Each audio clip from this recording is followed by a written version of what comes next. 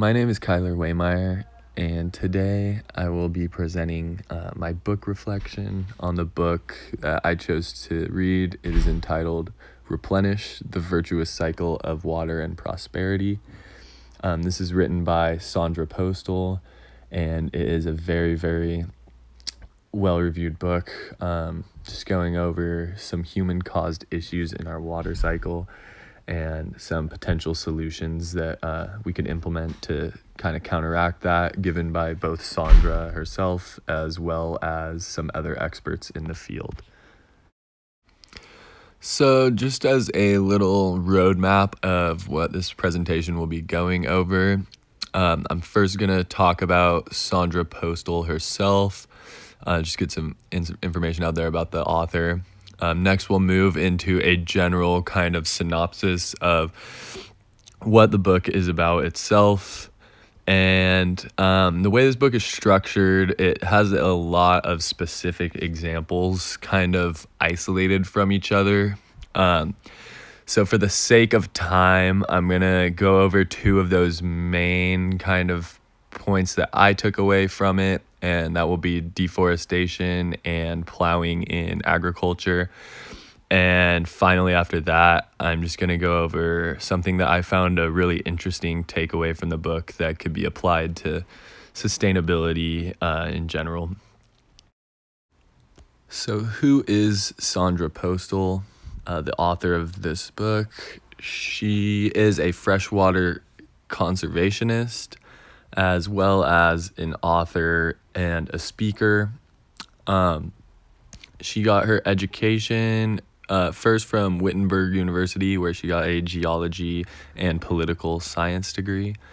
And then after that, she went to Duke University, where she was able to get an environmental management degree. Work and award-wise, one of her big companies she works with, she is actually the founder of, is the Global Water Policy Project. And their aim basically is to take this broken water cycle, as they describe it, and change it. Their motto says, one river, one wetland, one city, one farm at a time. And awards-wise, she definitely has a very notable award in the Stockholm Water Prize. She won that in 2021, and that's a very prestigious award. It's been considered the Nobel Prize of water sustainability, basically. So moving forward into the book itself, I wanted to give just kind of a general synopsis, what the general message of the book is, before I get into specifics. Basically, Sandra kind of lays out that humanity has historically taken advantage of our environment for personal gain. Water has been no exception to that. Typically, she kind of references more economic things, such as cash crops, and just like a lot of water needs to go into a lot of production of goods that do produce money. So people have taken advantage of it, putting money above the environment itself. And because of that, many issues have been developing across the planet due to kind of trying to control the water cycle and use it to our own gain, like I just said. Sandra thinks that rather than addressing these issues by adding more human intervention into the water cycle, the solutions should be implemented kind of alongside how nature's water cycle works, and implementing human projects that work hand in hand with nature rather than kind of butting heads with it. And through that, the results would just increase the health of the water cycle just through its own inherent ways. Less intervention and, I guess, adulteration by humanity. So as I mentioned earlier, Sandra does kind of break up the book chapter by chapter with different issues and solutions that she has seen in the world, and recommends. to be adapted or adopted more in society as a whole. So one of the first specific issues we will look at is deforestation. And the book's view is that deforestation caused by humans has led to a large disruption in the water cycle. Sandra states that these drastically reduced forest areas lead to less evapotranspiration, and inherently less of evapotranspiration causes less precipitation to happen.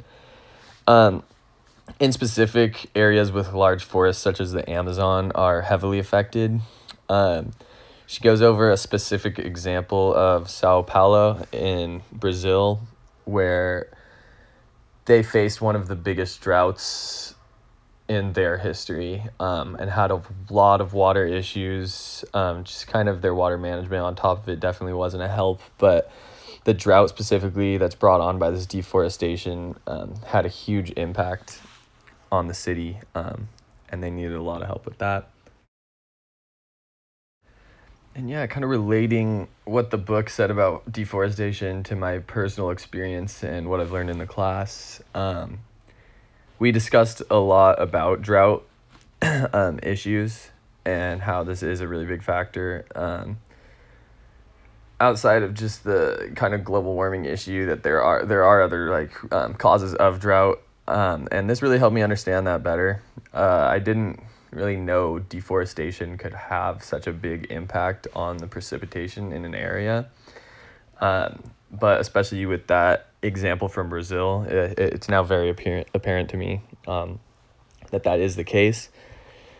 Personally, being from a city that is built around a lot of foliage, it is scary to see to see those developments wiping out more of the plant life around my house. When I initially moved there, it was practically all just trees and hills. And now there's been 3-4 large communities already been built, and more currently being built. And it's scary to see how much of the plant life is taken out, and especially knowing what it could have on an impact on the water that we have there. It's already a very dry area and could even lead to higher levels of droughts. Getting into another specific issue talked about in the book, plowing in agriculture was discussed, and this is something I have not really thought about at all, to be honest. And the thoughts laid out in the book are that the modern approach to cash crop growing has led to very heavy plowing of the soil, and there's 2 real negative impacts that come out of this. For one, you're exposing all the soil's organic matter. This releases carbon into the air, which contributes heavily to global warming. And 2, it causes more water to evaporate out of the soil, which leaves the soil very dry, and it requires more external water to be added to the soil to grow the crops. Obviously, that's taken away from the water supply where it could be used elsewhere. And even with that carbon being released, it leaves less nutrients in the ground, which is just not beneficial for the crop growth in general. And as a byproduct of that, would take even more water to fully grow the crops. Now, for my experience in agriculture, it is very, very limited. I'd say I learned more about agriculture through this class than I really have elsewhere my whole life. As we have discussed it quite frequently, obviously in terms of water. And heavy plowing does seem to lead to a lot of sustainability issues with water, kind of that we discussed in the class, or it provides more opportunities, I would say, for those issues to manifest just due to the need of more water use. Obviously, global warming is going to lead to more droughts and just a host of other issues that are going to put a strain on our planet's water. And yeah, it's gonna be impactful on the water storage. And an alternative that was discussed in the book, which I had not thought of, is to increase the use of cover crops. And they showed an example where a farmer started using cover crops when he found out about all of this, and it led to more than double the amount of the organic matter left in the soil, which in turn means half the amount is being released into the atmosphere, so that's great for global warming. And on top of that, the crop yield is just going to be fuller and be able to yield more crops while using the same amount of water as if the soil was not as rich, where it would require more water to have the same amount of crops. So just overall, very sustainable practice to be using cover crops. So I want to close out this reflection by kind of looking at something I found very interesting.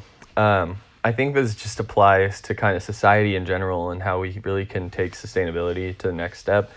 Sandra had mentioned that in 1968, the Apollo 8 mission to the moon, they were able to get a photograph of Earth from space. I think that was that was probably the first picture that we had. And the following years just flourished with activism for just the care for the Earth and conserving the resources we do have, just the beauty of the picture and seeing how much water just is all around us.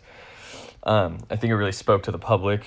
Within the next 5 years of that, actually, the Environmental Protection Agency was formed and Earth Day began being celebrated.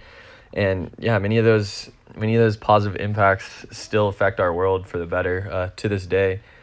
And that just leads to just how strong the power of the public is. If everyone's on board with implementing these sustainable changes, we can make a huge difference in this world. This can go in so many disciplines. I talk about this. I'm in a packaging major. I talk about it in my classes. Just kind of the whole trend of sustainability and getting everyone on board does lead to so much change that it's just so good. And I've had lots of comments I made throughout this course in my discussion posts about how everyone needs to be on board to make these things happen. Yeah, sustainability just overall just relies on teamwork, and I thought that was kind of a cool thing that Sandra added to her book it was actually the last chapter. And that concludes my reflection. Thank you so much for listening.